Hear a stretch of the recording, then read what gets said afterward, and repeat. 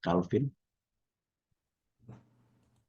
Oke ya, selamat pagi semuanya, rekan-rekan dari The Pak, Mission. Salam pagi-pagi. kenal juga ya bagi Bapak Ibu yang belum kenal saya ya. Mari kita berdoa sekali lagi mempersiapkan hati kita. Bapa di dalam surga, kami kembali datang kepadamu dengan hati bersyukur karena kami boleh melanjutkan topik pembahasan kami tentang doa Bapak kami pada bagian yang kedua ini. Mohon penyertaan, pimpinan, dan pengajaran dari Tuhan. Tuhan memberkati apa yang hamba-Mu sudah persiapkan, agar semua apa yang disampaikan boleh bermanfaat, membangun akan kerohanian kami. Terima kasih Bapa. Di dalam nama Tuhan kami Yesus Kristus, kami berdoa dan mengucap syukur. Amin. Amin. Saya akan share screen. Ya, ya. Jadi Bapak Ibu sekalian, hari ini kita akan melanjutkan tentang the Lord's Prayer bagian yang kedua, tapi ini ada pembahasan secara singkat ya, karena kita dibatasi 2 sesi. Pada pertemuan pertama, Bapak Ibu, saya telah menjelaskan doa Bapak kami ini dibagi menjadi beberapa bagian. Ada pembukaan, kemudian ada 7 permintaan, kemudian diakhiri dengan penutup. Nah, pada minggu lalu kita telah belajar pembukaan dan 3 permintaan yang pertama. Jadi 3 permintaan pertama itu ditujukan untuk Tuhan. Dan sekarang di dalam sesi kedua ini kita akan belajar 4 permintaan yang terakhir yang ditujukan bagi kita manusia. Ya, kita akan mulai dengan permintaan yang keempat, yaitu berikan kami makanan. Nah, Bapak Ibu sekalian, doa ini adalah satu doa yang sederhana ya, seolah-olah hanya meminta makanan. Di dalam bahasa Inggris adalah bread ya, roti. Bahasa tepatnya adalah roti. Tetapi doa ini telah menjadi perdebatan bagi bapak-bapak gereja sejak zaman dahulu. Jadi apa yang dimaksud dengan makanan atau roti di dalam doa ini ya? Ini kita memohon makanan jasmani atau makanan rohani sebenarnya, atau kedua-duanya. Nah, inilah yang diperdebatkan dan dipikirkan oleh bapak-bapak gereja sepanjang zaman, Bapak Ibu. Bapak gereja seperti Tertullian, ya, Cyprian, Origen, Ambrose, Agustinus, Jerome, dan lain-lain, itu mentafsirkan ayat ini itu bukan hanya makanan jasmani, tetapi juga makanan rohani. Ya, makanan rohani itu ada firman Tuhan dan lain-lain dan sebagainya. Nah, kenapa mereka kok mentafsirkan doa ini bukan hanya makanan jasmani tetapi juga makanan rohani? Ini mereka hubungkan dengan satu perkataan Tuhan Yesus di dalam Yohanes 6 ayat 48 ya, ketika Tuhan Yesus ngomong akulah roti hidup. Nah, Saudara mesti membaca Injil Yohanes pasal 6 secara keseluruhan. Tuhan Yesus mengulang beberapa kali ngomong akulah roti hidup ya, barang siapa makan dari aku dia tidak akan lapar kembali, tidak seperti nenek moyangmu makan di padang gurun roti mana kemudian akan lapar dan sebagainya. Nah, dari perkataan ini Bapak-bapak gereja itu memberikan tafsiran bahwa apa yang kita doakan itu bukan sekedar makanan jasmani tetapi juga makanan rohani bagi jiwa atau roh kita. Agustinus Bapak Ibu misalkan ya di dalam tafsirannya mengatakan permintaan yang keempat ini berikan kami makan roti kami sehari-hari. Roti kami ini sehari-hari itu menunjuk kepada yang pertama, segala sesuatu yang dibutuhkan untuk menopang kehidupan kita saat ini. Berarti ini makanan jasmani. Tapi juga ada arti yang kedua, yaitu ini bisa ditafsirkan oleh Agustinus sebagai sakramen dari tubuh Kristus, yaitu makanan rohani kita ya. Atau yang ketiga adalah spiritual food, makanan rohani yang lain-lainnya. Jadi bisa sakramen, bisa juga firman dan sebagainya. Ya, ini adalah salah satu tafsiran dari Agustinus yang mencoba memberikan makna tentang permohonan yang keempat ini. Nah, bagaimana sikap kita terhadap permohonan yang keempat ini, Bapak Ibu? Nah, tafsiran-tafsiran ini menurut saya ini ya ada benarnya ya. Kita ini membutuhkan makanan rohani selain makanan jasmani. Itu tidak bisa disangkal lagi. Tetapi menurut saya ketika Tuhan Yesus mengajarkan doa Bapa kami ini, berikan kami roti kami sehari-hari ini atau makanan kami ini, saya lebih setuju ayat ini itu lebih mengarah kepada kebutuhan-kebutuhan jasmani kita ya. Jadi bukan kepada kebutuhan rohani tetapi kepada kebutuhan jasmani kita. Nah, nanti kebutuhan rohani itu ada di permintaan yang kelima. Nah, sekarang kita akan lihat apa yang bisa kita pelajari dari permintaan yang keempat ini ketika kita berdoa, berikan kami makanan kami sehari-hari ya atau hari demi hari. Yang pertama, Bapak Ibu sekalian, kata makanan di dalam ayat ini itu adalah gaya bahasa sinekdoke, ya, sinekdoke, yang mewakili seluruh kebutuhan jasmani. Di dalam Alkitab, ini belajar sedikit ya tentang mentafsir Alkitab. Di dalam Alkitab itu seringkali Alkitab itu dituliskan dengan gaya bahasa sinekdoki. Nah, sinekdoki itu artinya satu kata ya mewakili banyak hal yang lain. Saya kasih contoh yang sering kita baca di dalam 10 hukum ya, jangan membuat bagimu patung. Nah, di situ kata patung itu sinekdoki, Bapak Ibu. Itu mewakili semua hal. Ya, mau patung, mau lukisan, ukir-ukiran, gambar, macam-macam. Itu semua diwakilkan di dalam kata patung. Ya, sehingga tidak mungkin Alkitab dituliskan, jangan membuat bagimu patung, lukisan, gambar, ukir-ukiran. Mau sepanjang apa. Itu diwakilkan di dalam kata patung. Nah, pertama yang harus kita ingat, kata makanan atau roti di sini itu adalah sinekdoki. Dia mewakili banyak hal kebutuhan jasmani kita yang diwakilkan melalui kata roti atau makanan ini ya. Jadi ini bukan hanya bicara melulu makanan di meja kita, tapi ini berbicara tentang kebutuhan jasmani kita, kesehatan, berkat Tuhan, lain-lain dan sebagainya. Itu diwakilkan melalui kata roti ini. Nah, kedua yang kita bisa pelajari ketika Tuhan Yesus mengajarkan kita untuk meminta akan hal-hal yang bersifat jasmani ini, berarti Bapa surgawi kita itu tidak memandang rendah hal-hal yang bersifat jasmani. Ya, dengan kata lain, hal-hal yang bersifat jasmani, makanan, kebutuhan-kebutuhan jasmani kita itu bukan hal yang berdosa di mata Allah. Kita lihat bagaimana Allah memelihara bangsa Israel, padang gurun, memberkati hidupnya Abraham dan lain-lain. Ya, yang tidak boleh itu adalah hati kita terikat kepada materi, kepada harta. Itu yang Tuhan larang. Tapi Tuhan tidak memandang rendah atau memandang hal itu berdosa terhadap hal-hal yang bersifat jasmani. Ini yang kedua. Nah, ketika kita berdoa, Bapak berikan kepada kami makanan kami sehari-hari, doa ini, Bapak Ibu, juga menunjukkan ketidakberdayaan kita. Ya. Kenapa sih kalau kita berdoa seperti ini? Ya, kelihatannya sepele. Ya. Mungkin kita nggak berdoa pun kita bisa makan kan tiap hari.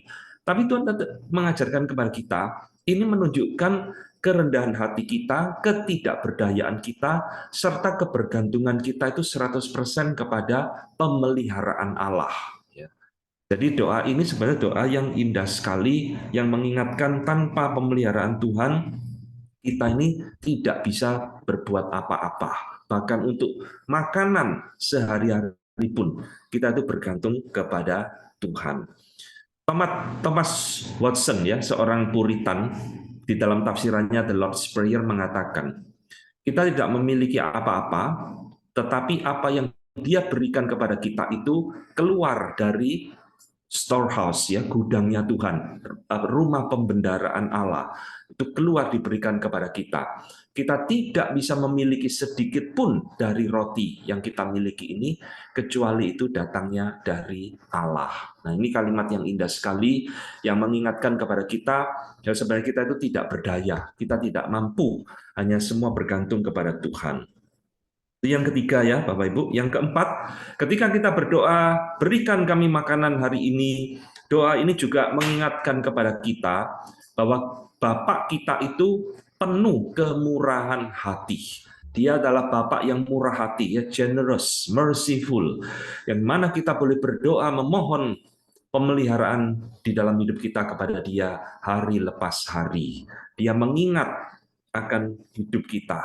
Bagaimana Tuhan mengingat burung di langit, tidak ada yang punya dipelihara, bunga bakung di ladang, tidak ada yang ngurus, Dia pelihara, apalagi kita anak-anaknya. Ya, ini adalah doa yang mengingatkan Allah kita penuh kemurahan hati. Yang kelima, ketika kita berdoa, berikan kami makanan kami hari ini, doa ini juga menyatakan satu rasa trust, percaya kita kepada Allah dengan absolut, mutlak, saudara. Ketika kita berdoa, Bapak berikan makanan kami atau roti kami hari demi hari, kita itu mempercayakan hidup kita itu secara mutlak kepada Dia. Ya, bukan berikan kepada kami makanan kami setahun sekali ya, lalu doanya juga setahun sekali, tidak, tapi berdoa setiap hari, memohon pemeliharaan Tuhan, menyatakan kepercayaan kepada Dia bahwa Dia bisa memelihara hidup kita, ya, absolute trust. Nah, yang keenam, doa ini perhatikan saudara, semua doa Bapak kami ini diwakilkan dengan kata kami, ya, Bapak kami, berikanlah kami, nanti ampunilah segala dosa kami, semua kami, bukan saya. Berarti ini sudah saya bahas pada minggu yang lalu, ketika kita berdoa, berikan kami, ini doa yang juga mengajar kita bukan menjadi orang yang egois. Jadi ketika kita berdoa, doa ini saudara sekalian, coba kita ingat, mungkin ada teman kita, saudara kita, ya, yang seiman atau tidak seiman, orang-orang lain yang dalam kesulitan, seperti sekarang di Palestina mengalami peperangan, mereka kesulitan makan dan lain-lain. Doa ini mengajar kita untuk mengingat juga kebutuhan orang lain. Ya. Saya berikan kutipan dari Justo Gonzalez, ya, mengatakan, ketika kita meminta our daily bread, kita bukan hanya meminta bagi diri kita sendiri, juga bukan bagi saudari dan saudara kita yang seiman di dalam gereja, tetapi bagi seluruh umat manusia, baik mereka yang kenal Tuhan atau yang tidak kenal Tuhan. Jadi doa ini mengajarkan kepada kita untuk mengingat orang lain yang di dalam kesulitan. Ya. Yang ketujuh, nah sekarang ketika kita berdoa, berikan kami makanan kami. Kata makanan di sini ini mengingat kepada kita, saudara. Apa yang kita minta ini mestinya adalah yang kita perlukan saja. Jadi doa ini bukan mengajarkan kita boleh meminta segala sesuatu untuk kepuasan diri kita, ya, untuk kedagingan kita. Ya, padahal sebenarnya kita tidak membutuhkan itu. Kita sudah memiliki, kita berkelimpahan, tapi kita masih meminta hal-hal yang sebenarnya tidak kita perlukan. Bukan itu tujuannya. Jadi doa ini meminta apa yang kita perlukan, makanan kita sehari-hari, kebutuhan-kebutuhan jasmani kita yang seperlunya, dan kita harus merasa puas dengan apa yang Tuhan berikan kepada kita. Ya, berkat jasmani yang Tuhan berikan kepada kita melalui pekerjaan kita. Tidak boleh kita menjadi iri dengan orang lain. Oh Tuhan, saya kepingin seperti dia loh Tuhan, tidak usah, ya. Saudara, kalau diberi berkat terlalu banyak dari kapasitas kita mengelola, kita stres sendiri nanti, ya. Jadi Agustinus itu mengingatkan kepada kita, Bapak Ibu sekalian, doa ini mengajarkan kita untuk puas dengan apa yang Tuhan berikan kepada kita. Jika kita memiliki roti, ya, dan segala hal-hal jasmani yang lainnya, biarlah kita belajar untuk merasa satisfied, puas. Kita berdoa untuk roti, ya. Berikan kepada kami roti kami sehari-hari. Kita tidak berdoa untuk hal-hal yang mewah-mewah, hal-hal yang berlebih-lebihan, ya. Ini tetapi adalah untuk kebutuhan jasmani kita, roti untuk mendukung kehidupan kita. Jadi intinya sama. Agustinus juga mengingatkan doa ini bukan mengajarkan kepada kita untuk meminta segala hal kepada Tuhan yang sebenarnya bukan kebutuhan kita. Nah, Bapak Ibu sekalian, ada satu ayat di dalam Perjanjian Lama yang menurut saya, ya, itu mewakili isi doa permintaan yang keempat ini yang sangat indah. Saya yakin Bapak Ibu pernah membaca ini, bahkan mungkin mengingatnya. Itu ada di dalam Amsal 30 ayat 8 sampai 9. Ini doa yang sangat indah sekali. Jauhkanlah daripadaku kecurangan dan kebohongan. Jangan berikan kepadaku kemiskinan atau kekayaan.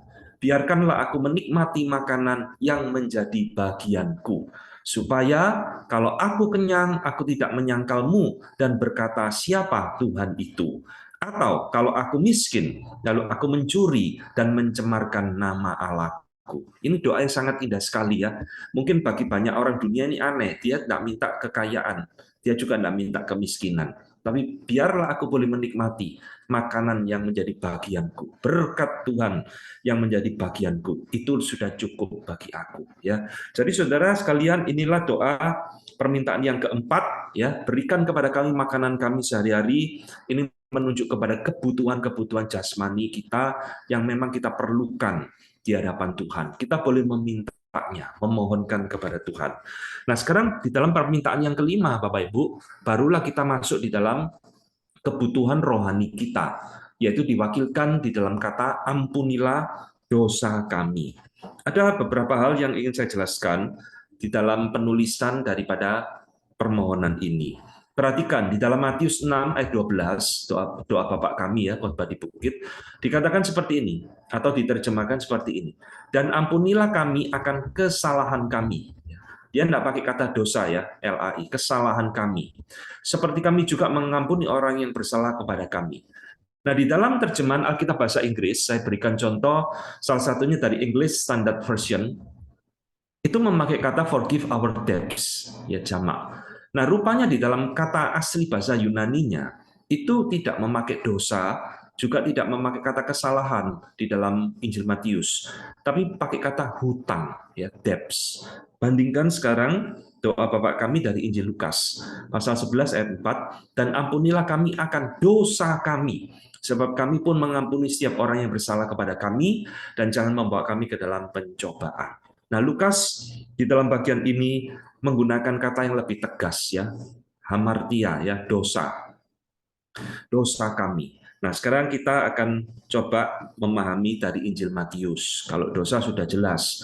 Pertanyaannya, Matius ini kenapa kok pakai kata hutang? Ya, kita ini sebenarnya hutang kepada siapa sih? Nah, ini yang harus kita jelas di dalam Injil Matius.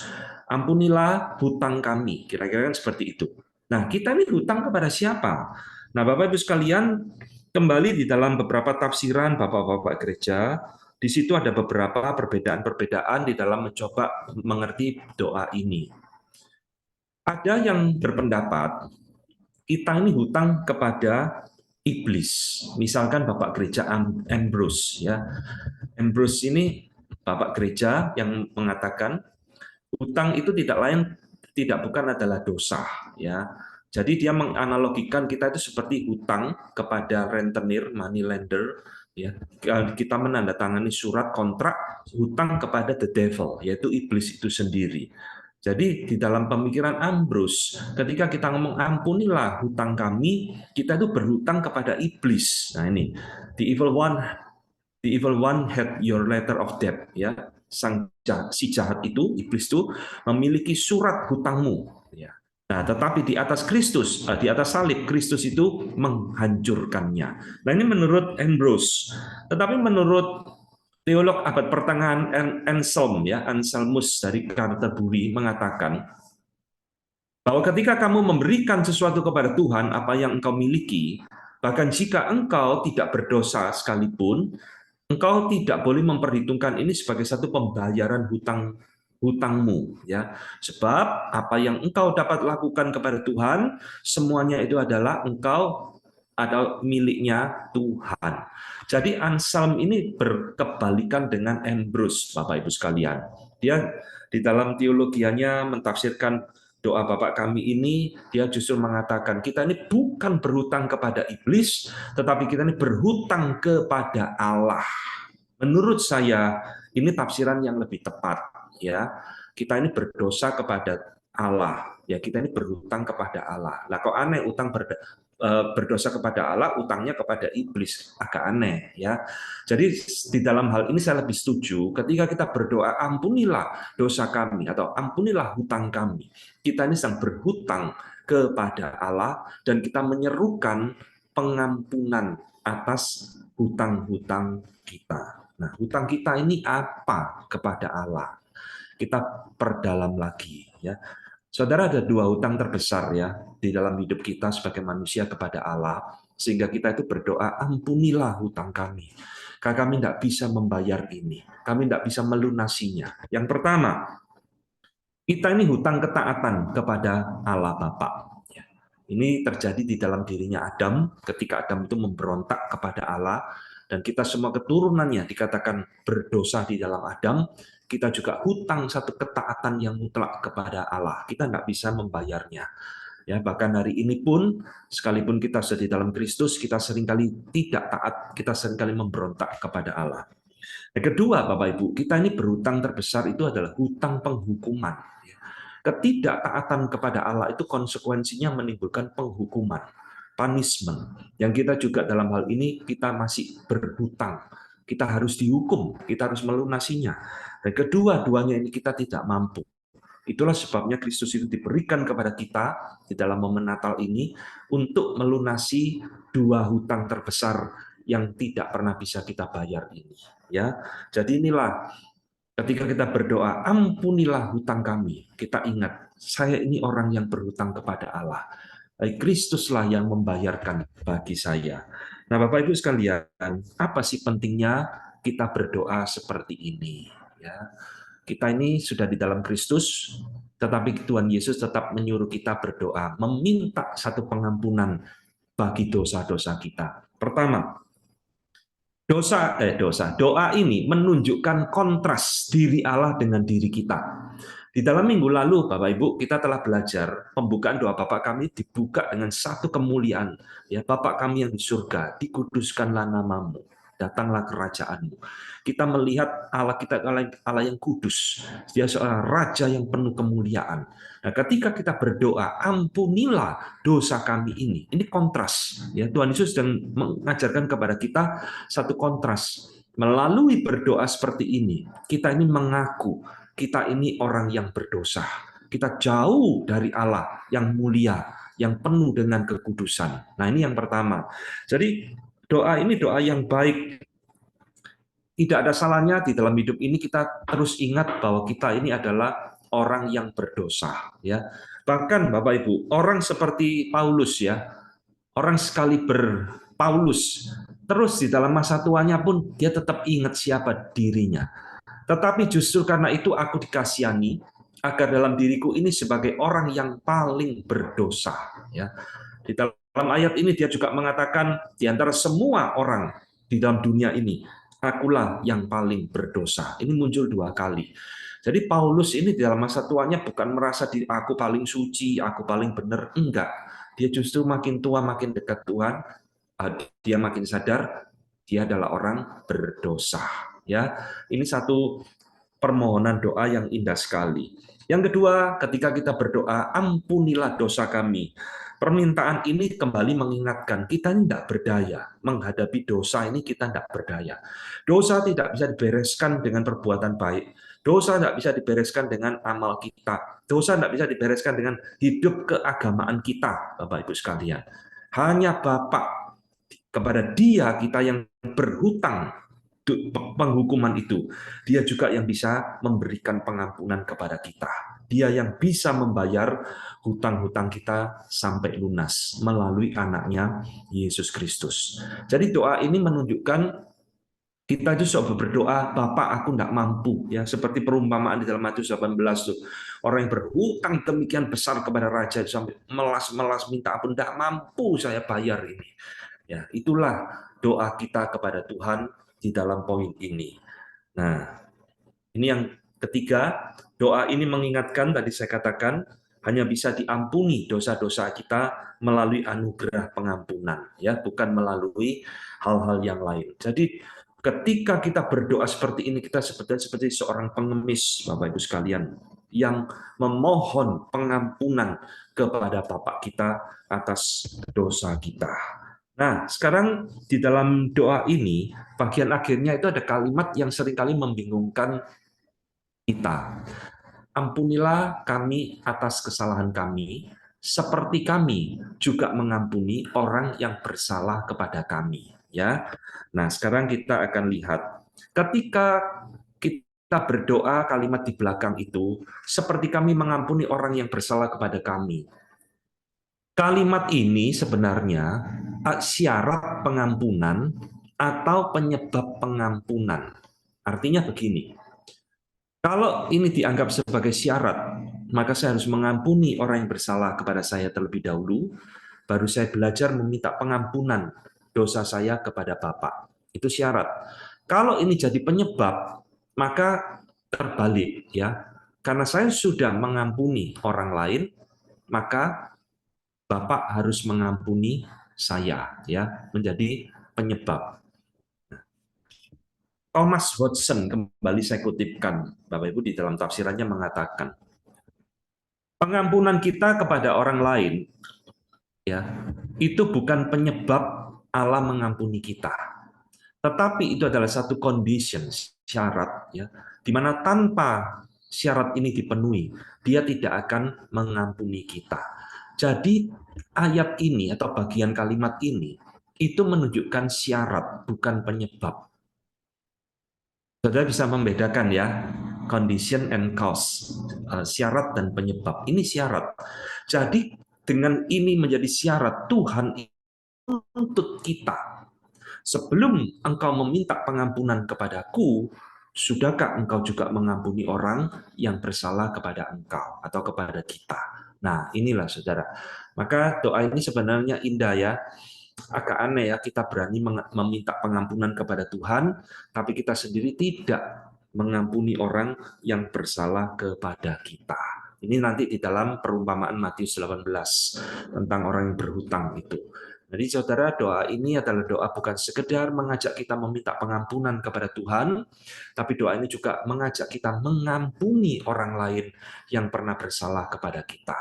Jadi mengampuni itu tidak harus dia datang kepada kita minta maaf, minta ampun baru kita ampuni. Tapi kita bisa memberikan pengampunan tanpa dia mengetahui. Ya. Nah, sekarang apa sih arti diampuni itu? Di dalam konteks relasi kita dengan Allah, apa arti kita diampuni? Bapak Ibu, diampuni itu artinya dosa kita itu tidak diperhitungkan lagi. Dosa pelanggaran kita itu tidak lagi ada di dalam pikiran Tuhan. Dosa dan pelanggaran kita itu diputihkan oleh Allah, tidak lagi dipermasalahkan oleh Dia. Nah, itu definisi daripada arti diampuni yang paling sederhana. Ya. Jadi sama seperti ketika ada orang bersalah kepada kita, kita itu mengampuni dia, berarti kita sudah tidak memperhitungkan lagi kesalahan itu. Kita tidak mempermasalahkan lagi. Apa yang dia lakukan tidak menjadi sesuatu yang menyakitkan diri kita lagi. Kita sudah mengampuni, ya, dan tidak mempermasalahkan. Maka ketika seseorang itu diampuni oleh Allah di dalam hidupnya, dosanya diampuni, dampak terbesar di dalam hidup orang tersebut adalah Alkitab mengatakan kita itu diperdamaikan lagi dengan Bapa. Nah, saudara sekalian, apa sih yang memisahkan kita dengan Allah? Alkitab mengatakan cuma satu, dosa. Bukan yang lain, saudara. Dosa, itulah yang memisahkan kita dengan Allah, yang sekaligus menjadikan kita ini seteru Allah, kata Paulus. Ya. Tetapi di dalam Kristus, kita itu diperdamaikan lagi dengan Bapa. Karena kita itu sudah diampuni. Ya. Karena dosa itu tidak diperhitungkan lagi, maka kita sekarang boleh berdamai dengan Allah dan memanggil Dia Bapa. Nah, pertanyaannya yang tidak kalah penting, bagaimana caranya Allah mengampuni dosa kita? Jadi kita berdoa, ampunilah dosa kami, menunjukkan kita itu tidak berdaya menghadapi dosa. Tapi Tuhan punya caranya sendiri. Efesus 1 ayat 7, sebab di dalam Dia dan oleh darahnya kita beroleh penebusan, yaitu pengampunan dosa menurut kekayaan kasih karunia-Nya di dalam Dia, di dalam Kristus. Roma 5 ayat 11, dan bukan hanya itu saja, kita malah bermegah dalam Allah oleh Yesus Kristus Tuhan kita, sebab oleh Dia kita telah menerima pendamaian itu. Ya, jadi Alkitab menunjukkan dengan jelas pengampunan dosa kita hanya melalui satu cara. Kristuslah pendamaian bagi kita. Kristuslah penebus kita. Ya, di dalam Dia kita beroleh kembali pengampunan, penebusan, pendamaian, pembenaran. Kita boleh kembali dekat dengan Allah. Ini satu anugerah yang luar biasa ya saudara di dalam hidup kita. Kita ini boleh menerima pengampunan yang sebenarnya tidak layak untuk kita terima. Nah, inilah secara singkat tentang permintaan yang kelima, ampunilah dosa kami. Nah, yang keenam, kita memohon sekarang, jangan membawa kami ke dalam pencobaan. Ya. Nah, Bapak Ibu, apa yang dimaksudkan dengan permohonan ini? Jangan membawa kami ke dalam pencobaan. Nah, doa ini bisa disalah mengerti ya. Coba baca pelan-pelan. Nanti bisa muncul konotasi yang keliru. Jangan membawa kami dalam pencobaan. Oh, seolah-olah yang membawa kita dalam pencobaan itu Tuhan. maka kita ngomong, Tuhan, jangan membawa saya dalam pencobaan loh. Nah, ini keliru ya. Tafsiran, pengertian seperti ini keliru. Karena Tuhan dikatakan tidak pernah mencobai siapapun. Yang mencobai kita itu adalah iblis. Tuhan itu menguji, ya. Jadi menguji dan mencobai itu berbeda total, saudara. Meskipun sangat mirip sekali. Jadi ketika kita berdoa, jangan membawa kami ke dalam pencobaan. Ini satu permohonan, ya, agar kita itu tidak dikalahkan oleh pencobaan itu dan membawa kita jatuh ke dalam dosa. Ini arti yang lebih tepat. Jangan membawa kami ke dalam pencobaan. Jangan biarkan kami kalah oleh pencobaan Tuhan. Jangan biarkan kami jatuh ke dalam dosa Tuhan. Nah, ini loh arti yang lebih tepat seperti itu ya. Jadi jangan berpikir oh Tuhan yang mencobai saya, maka saya memohon jangan membawa saya ke dalam pencobaan. Bukan. Ya, harap hati-hati Saudara. Jadi ketika kita berdoa seperti ini, kita itu diingatkan bahwa di dalam hidup kita itu sepenuhnya adalah penuh dengan pencobaan. Bapak Gereja Agustinus juga ngomong, ya, all our life entirely is temptation. Seluruh hidup kita ya isinya itu pencobaan dari si jahat. Setiap hari kita mengalaminya dalam kehidupan pekerjaan, keluarga, bermasyarakat, macam-macam. Maka ketika kita berdoa ini, saudara, Tuhan Yesus itu ingin mengingatkan kepada kita beberapa sumber-sumber pencobaan yang bisa datang di dalam hidup kita. Saya memberikan beberapa ya. Pertama adalah diri sendiri ya. Diri sendiri. Saudara sekalian, Yakobus 1 ayat 14 ngomong seperti ini. Tetapi tiap-tiap orang dicobai oleh keinginannya sendiri. Karena ia diseret dan dipikat olehnya, ya, lalu dibuai akan menghasilkan dosa. Jadi ada pencobaan yang sumbernya itu dari diri kita sendiri. Kita tidak puas dengan Tuhan, kita iri hati dengan orang lain, dan macam-macam. Ya, kita akhirnya jatuh ke dalam pencobaan dan jatuh di dalam dosa. Contoh paling jelas adalah di dalam hidupnya Daud. Ya, di dalam Samuel, kitab Samuel dikatakan Daud setelah jadi raja dia tidak ada kerjaan, ya, sudah tidak berperang. Dulu berperang malah tidak berdosa, saudara. Setelah dia santai, jadi raja, jalan-jalan di suatu rumah, malah ngintip orang mandi. Dan disitulah dia jatuh ke dalam dosa. Siapa yang mencobai dia?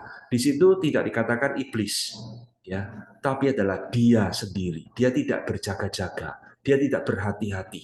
Dia terseret dan terpikat, akhirnya jatuh ke dalam dosa. Ya, jadi sumber pencobaan itu jangan selalu disalahkan di luar diri kita, tapi itu bisa muncul karena diri kita sendiri, pergaulan kita dan lain-lain. Ya, nah yang kedua, Bapak Ibu sekalian, di dalam Alkitab jelas dikatakan sumber pencobaan yang kedua adalah iblis. Ini sudah tidak terbantahkan lagi. Di dalam pembukaan Alkitab kita, Kejadian pasal ketiga, iblis mencobai Adam dan Hawa. Di dalam pembukaan Alkitab kita, Injil Matius, iblis mencobai Tuhan Yesus. Di tengah-tengahnya, iblis mencobai Ayub. Jadi iblis ini adalah satu pribadi yang kerjaannya salah satunya mencobai orang atau manusia, termasuk anak-anak Tuhan. Jadi dua sumber utama inilah sumber pencobaan itu bisa muncul. Kadang-kadang orang tambahkan yang ketiga adalah dunia, ya itu boleh jadi ya. Dunia adalah sumber pencobaan bagi kita. Nah, saudara sekalian, dua hal inilah yang Tuhan Yesus ingatkan kepada kita. Hati-hati dengan dirimu sendiri, karena dirimu bisa membawa ke dalam pencobaan, atau juga dari faktor luar, yaitu iblis. Apa yang kita doakan, signifikansinya ketika kita berseru, Tuhan, jangan biarkan kami jatuh ke dalam pencobaan. Saudara, doa ini itu ada satu doa permohonan yang menunjukkan kepada kita bahwa kita ini adalah orang yang lemah. Jadi isi doa Bapak kami ini seluruhnya ketika kita berdoa tentang diri kita, ini semua ada pengakuan bahwa kita ini lemah, tidak berdaya, kita butuh pemeliharaan Allah, berikan kami makanan kami sehari-hari, kita butuh perlindungan Tuhan, jangan membawa kami ke dalam pencobaan. Ya, karena kita ini lemah. tidak berdaya, saudara. Lihat Daud, saudara. Daud itu siapa? Itu orang yang dicintai Tuhan, orang yang dekat dengan Tuhan, bisa jatuh ke dalam dosa seperti itu. Ya, kita ini orang yang lemah. Ketika kita berdoa seperti ini, kita itu membutuhkan pertolongan Bapa di dalam melawan pencobaan. Dalam hal ini adalah Roh Kudus. Ya, jadi pencobaan itu, Bapak Ibu sekalian, tidak bisa kita lawan dengan kekuatan diri kita sendiri yang lemah. Kita akan kalah. Apalagi kalau pencobaan datang dari iblis, ya. Seperti Adam dan Hawa jatuh di dalam dosa karena pencobaan iblis. Jadi kita membutuhkan anugerah pertolongannya. Nah, bagaimana sekarang kita itu menghindarkan diri bahkan melawan pencobaan? Ya, apa yang harus kita lakukan supaya kita tidak jatuh ke dalam pencobaan atau kita bisa mengalahkan pencobaan? Ada banyak nasihat yang diberikan. Saya akan memberikan beberapa saja. Yang pertama, sebenarnya Tuhan itu sudah menyediakan persenjataan bagi kita, Bapak Ibu sekalian. Ya, kehidupan rohani ini kan kehidupan peperangan. Kita melawan musuh-musuh yang tidak kelihatan di dalam Efesus pasal 6. Itu sebabnya Paulus di dalam Efesus pasal 6 ini memberikan senjata-senjata perlengkapan Allah. Ini ayat yang indah ya. Nanti Bapak Ibu baca secara lengkap. Saya kutipkan satu ayat 13 ngomong seperti ini. Sebab itu ambillah seluruh perlengkapan senjata Allah supaya kamu dapat mengadakan perlawanan pada hari yang jahat itu dan tetap berdiri sesudah kamu menyelesaikan segala sesuatu. Kan Paulus lalu ngomongkan ambillah ketopong keselamatan, perisai iman, pedang roh, dan sebagainya. Nah, itulah senjata-senjata yang disiapkan Allah bagi kita, ya. Dan semua itu bersifat rohani, firman Tuhan, dan lain-lain, iman dan sebagainya. Nah, inilah yang pertama. Jadi hidup orang percaya mestinya tidak boleh jauh-jauh dari persenjataan ini. Seorang prajurit ketika berperang, senjata itu harus semua nempel di tubuhnya ya. Tombak, tameng, pedang, macam-macam. Semua harus dia bawa 24 jam. Ya, ketika musuh menyerang, dia siap melawan. Nah, itu yang Tuhan inginkan di dalam hidup kita. Ya, jadi jangan jauh-jauh dari senjata-senjata rohani ini kalau kita ingin menang.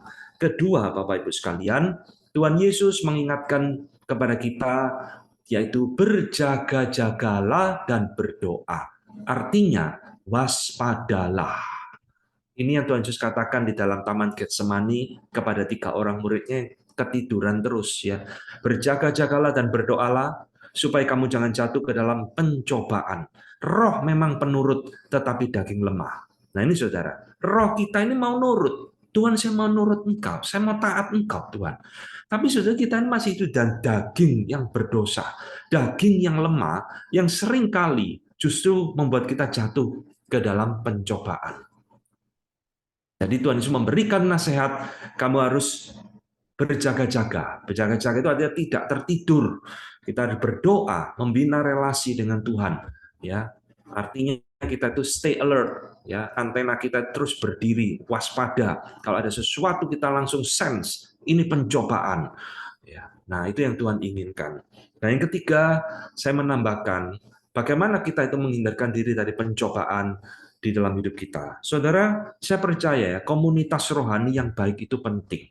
Seperti Bapak Ibu sekalian ada di dalam komunitas The Mission, menurut saya ini baik. Setiap minggu kita bersekutu, kita saling membangun, diingatkan oleh firman Tuhan, atau bahkan di antara kita mungkin ada teman yang baik ya, menjadi sahabat yang saling bisa mengingatkan, membangun, menasehati. Itu penting luar biasa, Bapak Ibu sekalian. Nah, Paulus mengatakan di dalam 1 Korintus 15, pergaulan yang buruk merusak kebiasaan yang baik. Dengan siapa kita bergaul, itu akan menentukan kualitas hidup kita. Ya, lihat Lot itu Bapak Ibu sekalian, dia milih di Sodom dan Gomora ya. Dia bergaul dengan orang-orang seperti itu.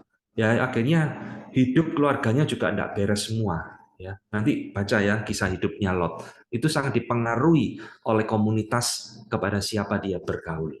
Ya, society, masyarakat. Nah, ini yang dikatakan dengan 3 nasihat bagaimana kita itu bisa menghindarkan diri, yaitu di dalam pencobaan. Ya, 3 hal. Nah, Bapak Ibu sekalian, sekarang kita akan lanjutkan dengan permintaan yang terakhir. yaitu permintaan kembali memohon, lepaskanlah kami daripada yang jahat. Ya. Nah, siapa yang jahat yang dimaksudkan oleh Tuhan Yesus di dalam permohonan ini? Nah, Bapak Ibu, yang jahat di sini itu artinya bukan hal-hal yang bersifat sakit penyakit, malapetaka, ya kita anggap itu jahat, itu buruk, lalu kita minta lepaskan kami dari hal-hal yang jahat seperti itu. Ya, saya tidak suka sakit, saya tidak suka malapetaka, bencana alam, problem-problem dalam keluarga, dalam bisnis dan sebagainya. Yaitu memang hal yang buruk, tapi bukan ini maksud permohonan yang ketujuh. Jadi yang jahat di sini itu adalah sesuatu kuasa kegelapan, Bapak Ibu sekalian. Doa ini lahir dari kesadaran seorang anak Tuhan bahwa kita ini masih hidup di dalam dunia yang penuh dengan kuasa dosa, penuh dengan kuasa iblis, penuh dengan pengaruh dunia yang buruk yang ada di dalam lingkungan kita, ya. Baik di luar diri kita, juga di dalam diri kita sendiri. Jadi ketika kita berdoa, lepaskanlah kami daripada yang jahat, ini bukan berarti kita hanya sekedar meminta sesuatu yang buruk di luar diri kita itu menimpa kita, pencobaan iblis, kuasa iblis dan sebagainya. Tapi doa ini juga mengingatkan kepada diri kita sendiri loh. Tuhan, ya, jauhkan atau lepaskanlah aku sesuatu yang jahat dari diriku sendiri. Jangan sampai muncul sesuatu yang jahat itu keluar dari diriku. Keinginan melukai orang lain, merugikan orang lain, menyakiti orang lain, memfitnah orang lain, itu kan jahat dan dosa, Saudara. Ketika kita berdoa seperti ini, kita itu berdoa, Tuhan, hentikan ya sesuatu yang bersifat dosa dari dalam diriku. Saudara, ini penting, Saudara. Karena sekalipun kita ini sudah di dalam Kristus, ya ini tadi ya, pencobaan iblis, godaan iblis, kuasa dosa, kedagingan itu masih ada di dalam diri kita. Nah, itu sebabnya Paulus tuh di dalam Roma 7 menulis satu ayat yang terkenal sekali. Sebab di dalam batinku aku suka akan hukum Allah, tetapi di dalam anggota-anggota tubuhku aku melihat hukum lain yang berjuang melawan hukum akal budiku dan membuat aku menjadi tawanan hukum dosa yang ada di dalam anggota-anggota tubuhku. Perhatikan, ya, doa ini atau permohonan ini Paulus katakan, di dalam batinku aku suka hukum Allah, aku mau mentaatinya. Tapi anggota-anggota tubuhku ini ada hukum lain yang melawan hukum akal budiku. Ya, nah ini saudara. Jadi di dalam hidup kita itu terjadi peperangan rohani yang membuat kita itu tertawan menjadi hukum dosa. Doa ini satu permohonan yang indah. Tuhan, jangan biarkan sesuatu yang jahat, kuasa iblis itu menguasai saya, sekaligus jangan biarkan sesuatu yang jahat di dalam diriku itu keluar, ya, sehingga aku melawan engkau, merugikan orang lain, dan sebagainya. Saudara sekalian, doa ini sebenarnya adalah doa permohonan. Kita itu minta dibebaskan dari perbudakan yang membelenggu kita dan dari kejahatan yang mencengkeram kita. Ini yang dikatakan oleh Gonzales, ya. Jadi kita berdoa seperti ini supaya kita mau dibebaskan dari sesuatu yang jahat di sekitar kita maupun dari diri kita sendiri. Jadi apa makna permohonan yang terakhir ini? Ada beberapa hal yang bisa kita cermati. Pertama, Bapak Ibu sekalian, kembali mengingatkan, ini pengakuan kita tentang ketidakberdayaan kita melawan yang jahat itu. Baik dari dalam diri kita, maupun sesuatu kuasa kegelapan yang ada di luar dan di sekitar kita. Kita ini tidak mampu. Dan kita tuh meminta pertolongan Tuhan, lepaskanlah kami dari yang jahat ini. Ya. Kedua, Bapak Ibu sekalian, doa ini doa yang indah. Karena ketika kita berdoa, lepaskanlah kami dari badan jahat, kita ini bertekad mau hidup kudus di hadapan Tuhan, mau hidup lebih baik di hadapan Tuhan. Jangan biarkan sesuatu yang jahat, yang kotor, yang berdosa itu keluar dari diriku, Tuhan. Berarti saya mau hidup kudus, saya mau hidup suci di hadapan Tuhan. Ya, ini satu permohonan yang indah. Ketiga, kami di sini juga kembali mengajak kita mengingat orang lain, bukan sekedar diri kita sendiri. Saudara mungkin ingat ada teman kita, saudara kita yang masih hidup di dalam cengkeraman si jahat, dikuasai oleh kuasa kegelapan di dalam cara berpikirnya, ya, sehingga dia terus hidup di dalam dosa, hidup dalam kejahatan, merugikan orang lain, menyakiti orang lain, dan sebagainya. Nah, doa ini kembali mengajak kita untuk bersyafaat, mengingat mereka, supaya Tuhan pun melepaskan mereka menjadi orang yang merdeka. Nah, inilah Bapak Ibu sekalian, ya, kira-kira dari 4 permintaan yang terakhir di dalam doa Bapa kami ini. Nah, sekarang kita akan akhiri dengan penutupnya, ya. Penutupnya adalah karena Engkaulah yang empunya kerajaan, kuasa, dan kemuliaan sampai selama-lamanya. Nah, kita melihat di dalam Injil Lukas itu tidak ada kalimat ini, ya. Kalimat ini itu hanya ada di dalam Injil Matius. Tapi pagi ini saya tidak memperdebatkan kenapa ini bisa ada, di situ kok tidak ada, dan sebagainya, ya. Kita ambil dari Injil Matius, karena Engkaulah yang empunya kerajaan, kuasa, dan kemuliaan. Nah, penutup dari doa Bapak kami inilah, Bapak Ibu sekalian, yang menjadi pondasi dasar kita, keyakinan kita, mengapa kita berani memohon permohonan-permohonan kita kepada Bapak kita. Kenapa saudara berani memohon, berikan makanan kami secukupnya? Kenapa kita berani memohon, lepaskanlah kami daripada yang jahat? Kenapa kita berani memohon, ampunilah hutang-hutang kami ya Bapak? Karena Dia adalah Bapak kita, Raja di atas segala raja, yang memiliki kekuasaan, yang memiliki kemuliaan di atas segala-galanya. Ya, ini dasar kita, ya. Nah, ini dikatakan oleh Bapak Reformator John Calvin, ya. Katakan alasan mengapa kita begitu yakin untuk meminta dan begitu yakin untuk menerima karena ada kalimat ini. Nah, ya, jadi ini yang saya garis bawah, ini yang penting. Jadi meskipun di dalam beberapa terjemahan kalimat ini tidak ada, tetapi kalimat ini penting sekali, bahwa kerajaan itu miliknya Dia, kuasa itu miliknya Dia, dan kemuliaan itu miliknya Dia. Sehingga kita itu berani untuk berdoa, memohon kepada Bapak kita. Jadi Bapak Ibu sekalian, saya akan akhiri dengan memberikan ini, ya, doa Bapak kami kita. Jadi doa Bapak kami di dalam pembahasan kita bagi seperti ini. Ini pembukaan, berbicara tentang Our Father, tentang Allah. Dan kita barusan belajar diakhiri juga tentang Allah. Indah sekali, ya. Diawali Allah, diakhiri diri Allah. Di tengah-tengahnya ada permintaan. 3 permintaan pertama kita tujukan untuk Allah. 4 permintaan kedua itu bagi diri kita sendiri. Nah, kira-kira secara singkat inilah penjelasan tentang doa Bapak kami, ya. Oke, saya sampai di sini dulu. Kita masuk di dalam momen tanya jawab.